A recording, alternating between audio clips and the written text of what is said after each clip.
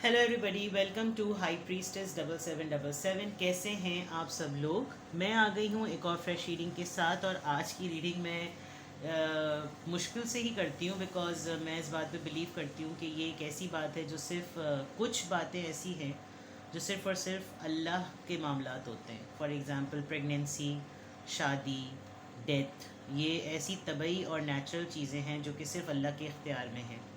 But फिर भी जब कुछ लोग जो है वो बहुत ज़्यादा फोर्स करते हैं, इंसिस्ट करते हैं, तो टैरो देखने की टेक्निक होती है। उस टेक्निक के थ्रू एक पॉसिबल होपफुल आंसर दिया जा सकता है। लेकिन कभी भी ये चीज़ पत्थर पे लकीर नहीं होती, ख़ास तौर पे इन तीन चीज़ों के लिए, प्रेगनेंसी, शादी एंड डेथ।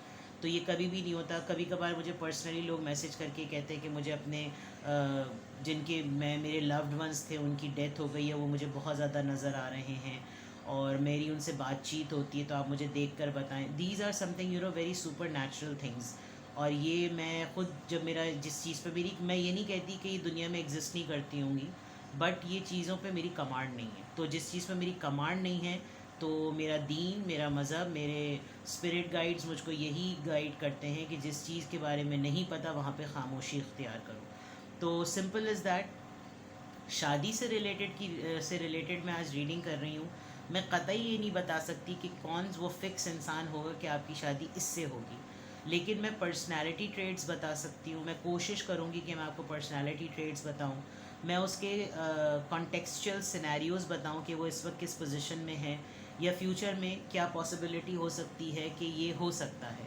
बट मैं कतई इस रीडिंग को करने का मतलब ये नहीं है कि मैं यही बता रही हूँ कि आपकी शादी जो है ना, बस इस वक्त जो कार्ड आ गया यही होगी। नहीं, ये कहना भी एक तो गलत होगा, और इस पर यकीन करना भी जो है वो गलत है।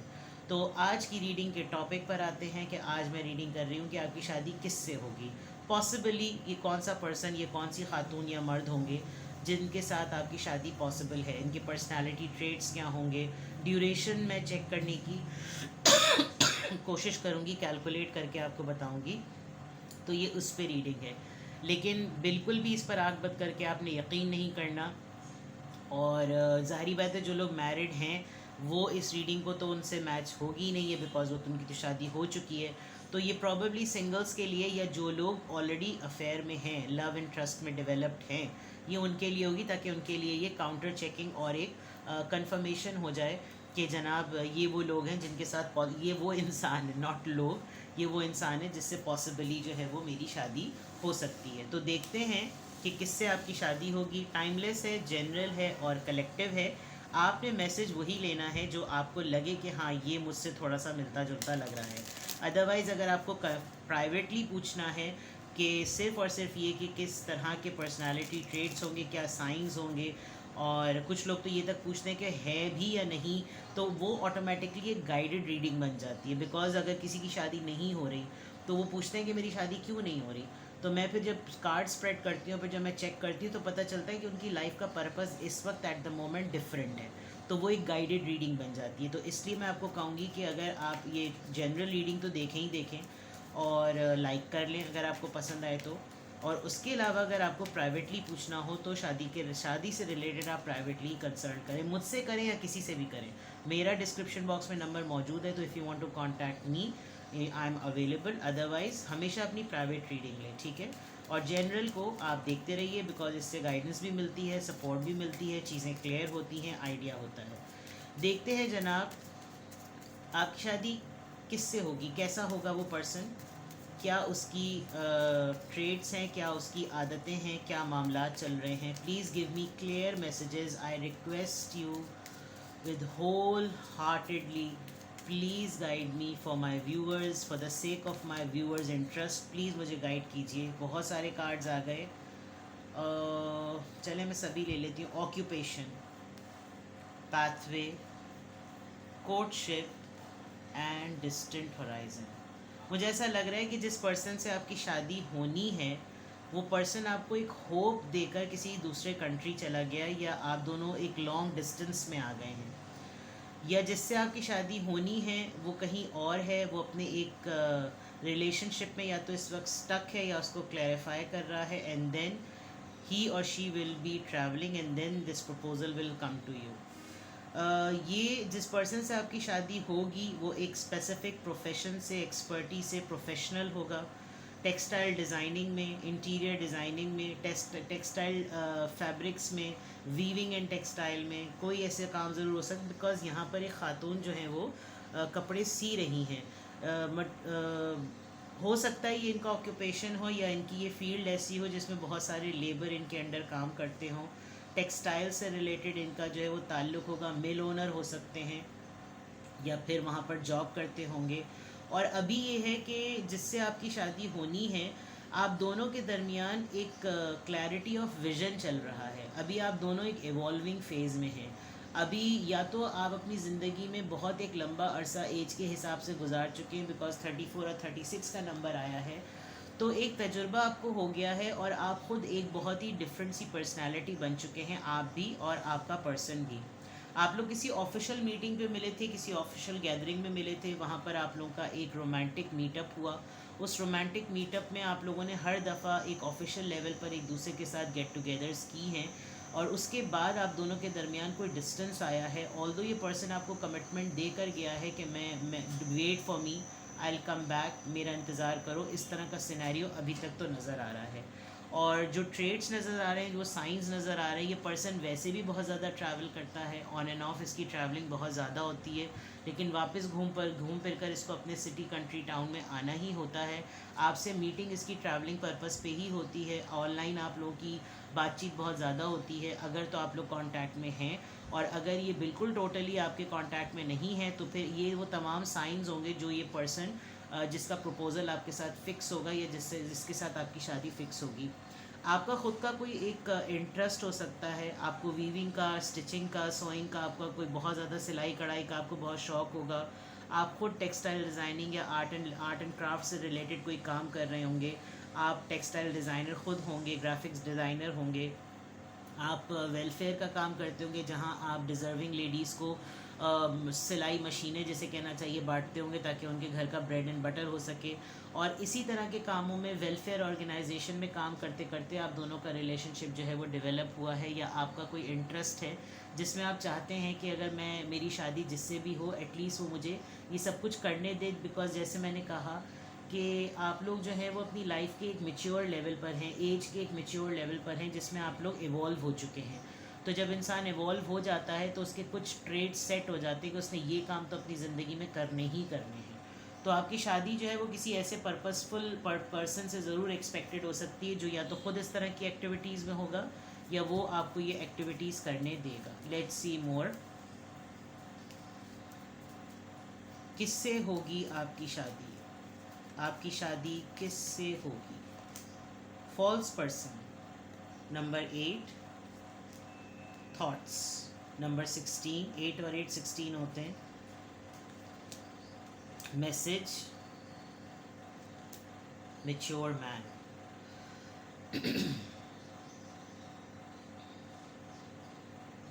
आप दोनों के दरमियान इस वक्त डिस्टेंस है, जिसकी वजह से आप दोनों कहीं कहीं एक दूसरे पर डाउटफुल भी हैं। But this person thinks about you 24/7। इसको आप बहुत ज़्यादा, ये आपको सोचता है, बहुत ज़्यादा ये आपके बारे में सोचों में हैं आप इसकी। ये स्केचिंग करते होंगे, आर्टिस्ट हो सकते हैं, या इनको एक पर्सनल लेवल पर अपना लेजर टाइम में ये करने का बहुत शौक़ होगा जब ये अपने सारे कामों से फारिग हो जाते होंगे। आप लोग मैसेजेस के थ्रू एक दूसरे से अभी कांटेक्ट में हैं, कॉल्स पर, टेक्स्ट पर, और दूर तो हैं। डिस्टेंस अब कंफर्म हो रहा है। मे बी अभी ये पर्सन अपने फादर के साथ या किसी मैच्योर पर्सन के साथ कुछ बहुत ज़्यादा सीरियसली इन्वॉल्व्ड है, involved in terms of work, not in terms of bad thing, जिसकी वजह से ट्रैवलिंग एक बहुत बड़ा फैक्टर है कि ये पर्सन स्टेबिलिटी अपनी लाइफ में ज़रूर चाहता है। कुछ कमिटमेंट्स हैं इसकी अपनी ज़िंदगी में ख़ुद से, जो इसके फादर ने या इसके किसी मेंटोर ने इससे ले रखी हैं, और एज अब इतनी हो रही है कि अब इसको लग रहा है कि इसको ये चीज़ कर लेनी चाहिए। तो हो सकता है आपकी शादी किसी ऐसे पर्सन से भी एक्सपेक्टेड हो जो ऑलरेडी एक रिलेशनशिप को बेयर कर चुका हो, क्योंकि जो लोग एक रिलेशनशिप से गुजर चुके होते हैं उनके लिए दोबारा रिलेशनशिप में आना, ट्रस्ट इश्यूज़ को क्लैरिफाई करना बहुत इम्पॉर्टेंट होता है। तो ये पर्सन इसीलिए आपको पसंद करता है। मुझे ऐसा नहीं लग रहा कि अभी आप बिल्कुल न्यूट्रल और बिल्कुल कोरे बैठे हुए हैं। मुझे लग रहा है कि आप किसी ना किसी के साथ तो रिलेशनशिप में हैं, और उसी के कॉन्टेक्स्ट में ये आंसर्स आ रहे हैं कि आपकी शादी किससे होगी। आप इस पर्सन को जानते हैं, आप जानेंगे, और आपको इसके तमाम इंटरेस्ट, लाइक्स, डिसलाइक्स का पता है। आप ये भी अच्छी तरीके से जानते हैं कि ना मैंने अपनी पर्सनैलिटी के राइट शेड इसको दिखाए हुए हैं, मुझे इस पर डाउट है, इसको मुझ पर डाउट है, लेकिन आप अच्छी तरह से कॉन्फिडेंट हैं कि ये पर्सन आप में इंटरेस्ट रखता है, बिकॉज ये आपको बहुत मीनिंगफुल वे से ऑब्ज़र्व करता है। मैसेजेस बहुत ज़्यादा होते हैं, इसने कोई ख़ास मैसेज बहुत मीनिंगफुल किया है जिसकी जिस्ट लाइन या जिसकी रीड बिटवीन द लाइंस वाली बात जो होती है वो पिक करना बहुत ज़रूरी है, because this person is very intelligent and very mature. इसके फादर के साथ इसकी अटैचमेंट बहुत ज़्यादा होगी, तो अभी इसको लग रहा होगा कि इनको मनाना भी बहुत ज़रूरी है, बिकॉज इनके फादर के कुछ और गोल्स हैं। एक एंसेस्ट्रल पैटर्न भी होता है फैमिली में। फादर ने या तो एक सिंगल लाइफ बहुत लंबे अरसे तक गुजारी है, जिसकी वजह से इनको लगता होगा कि एग्जाम्पल सेट करते होंगे कि जब मैं रह सकता हूँ अकेले तो तुम्हें क्या ज़रूरत है सेटल होने की, तुम्हारी पहली वाली में कौन से पहली शादी में या पहले वाले मामले में कौन से ससुर ख्वाब के पड़ते, मतलब इस तरह का एक ट्रेंड सेट हो जाता है। तो yes, this is for sure कि ये जो भी पर्सन है जिससे आपकी शादी होगी ये डिफरेंट टाउन सिटी में है, और डिस्टेंस है आप दोनों के दरमियान। अब किस मयार का है वो आप खुद रिलेट कर सकते हैं, और आप लोग मैसेजेस पे बातचीत बहुत ज़्यादा करेंगे डेफिनेटली। जब रिश्ता तय हो जाता है, शादी की कंफर्मेशन हो जाती है, और अभी भी ऐसा कोर्टशिप से लग रहा है कि आप लोग रोमांटिकली कनेक्टेड हैं, बातचीत करते हैं। डिस्टेंस पे होने की वजह से और चीज़ के कंप्लीशन ना होने की वजह किसी एल्डरली पर्सन का इन्फ्लुएंस है, और ये कि जब आप एक दूसरे के इवॉल्विंग फेस को सोचते हैं तो ये आपके बारे में बहुत ज़्यादा सोचते हैं, आप इनके बारे में बहुत ज़्यादा सोचते हैं। ये पर्सन मुस्तकिल आपको सोचता रहता है, बट इसको आपकी बहुत सारी एक्टिविटीज़ डाउटफुल भी लगती हैं। ये आपको डाउटफुल समझता है, आप इसको डाउटफुल समझते हैं। कम्युनिटी वेलफेयर की मैंने बात की थी, यहाँ पर ये पर्सन की एक्टिविटी रिवील हो गई। नाउ लेट्स सी कि सेंटिमेंट लेवल पर, सोल लेवल पर ये पर्सन किस तरह का होगा। सोल लेवल पर ये पर्सन किस तरह का होगा जिससे आपकी शादी होगी, खातून हो या मर्द, जेंडर आप अपने हिसाब से लीजिएगा। लेट्स सी सोल लेवल पर ये पर्सन किस तरह का होगा।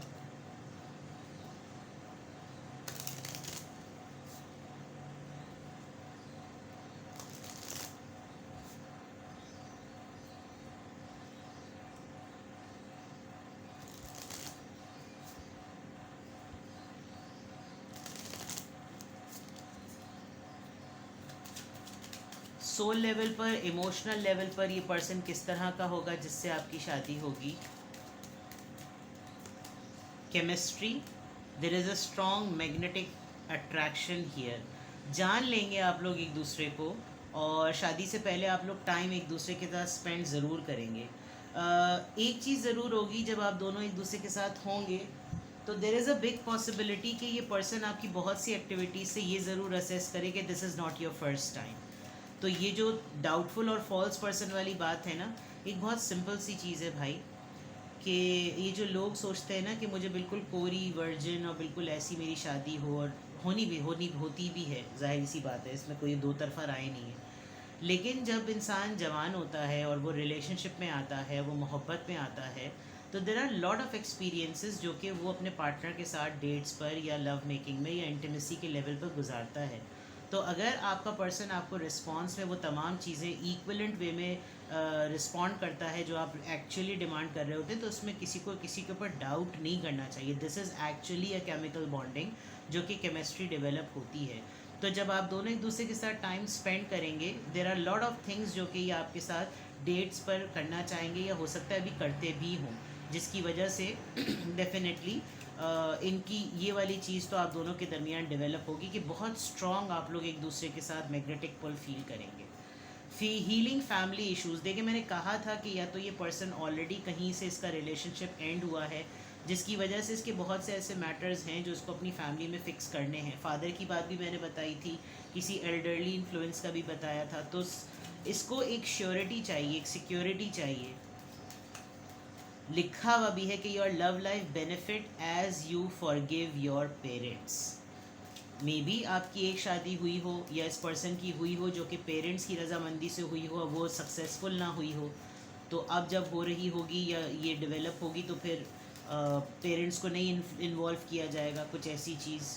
पे attention to the red flags. इनको इनसिक्योरिटी होती है सेंटिमेंट और इमोशनल लेवल पर। ही जब कभी भी अपनी शादी के बारे में सोचते हैं या सोचती हैं तो इनको अंदाज़ा होने लगता है कि यार सब चीज़ें जो है ना वो मुझे कॉशन कर रहे हैं, मुझको अलर्ट कर रहे हैं कि ये सही नहीं है, वो सही नहीं है, मुझे इनसिक्योरिटीज़ होने लगती हैं।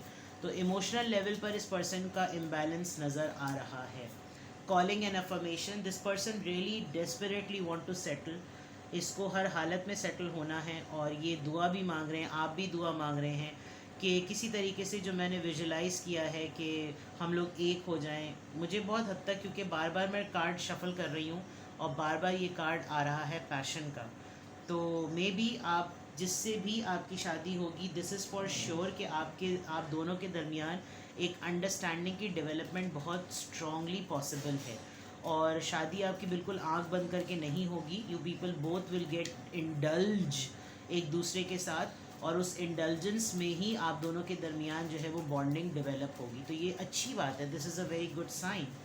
तो एटलीस्ट ये तो बहुत फेवरेबल बात है। Keep an open mind. Maybe आप किसी अपने फ्रेंड के साथ कहीं जाएं और वहाँ पर आपको ये पर्सन मिले, और फिर जब ये पर्सन आपको मिलेगा तो बहुत डिफरेंट लगेगा। आपको लगेगा कि ये क्या मखलूक है, ये आपको समझेंगे कि ये क्या मखलूक है और आप इनको समझेंगे कि ये क्या मखलूक है। लेकिन एक इंसाइटफुल आवाज़ होगी जो कि कहेगी कि हम एक दूसरे के लिए ना ओपन माइंडेड होकर सोचना चाहिए। मेरी भी कुछ ऑड्स हैं, आपकी भी कुछ ऑड्स हैं, आपकी भी कुछ तारीफ़ें, मेरी भी कुछ तारीफ़ें। तो we should accept it the way we both are. तो आप किसी अपने फ्रेंड के थ्रू भी इससे मिलेंगे। हो सकता है ये आपकी फ्रेंड के कुलीग हो या आपके फ्रेंड के कुलीग हो, और आप लोग जो हैं वो मीटअप हो आप लोगों का, उस दौरान आप लोगों की मुलाकात हो जाए। तो बहुत सारी चीज़ें सोशल लेवल पर पॉसिबिलिटी बन रही है कि जैसे सोशल सर्कल जो है ना वो आपका बहुत बड़ी सोर्स होगा आपको उस पर्सन से यूनाइट करने में, जिससे आपकी शादी पॉसिबल हो सकती है। ठीक है, तो मैंने कोशिश की है अपनी हद तक कि मैं कार्ड्स ही के ज़रिए आपको बता सकूं कि क्या पर्सनालिटी ट्रेट्स होंगे। ये पर्सन इंटीमेसी में बहुत हाई है, रोमांस में बहुत हाई है, और मिच्योर पर्सन है। काका नन्ना चूचा बिल्कुल भी नहीं है।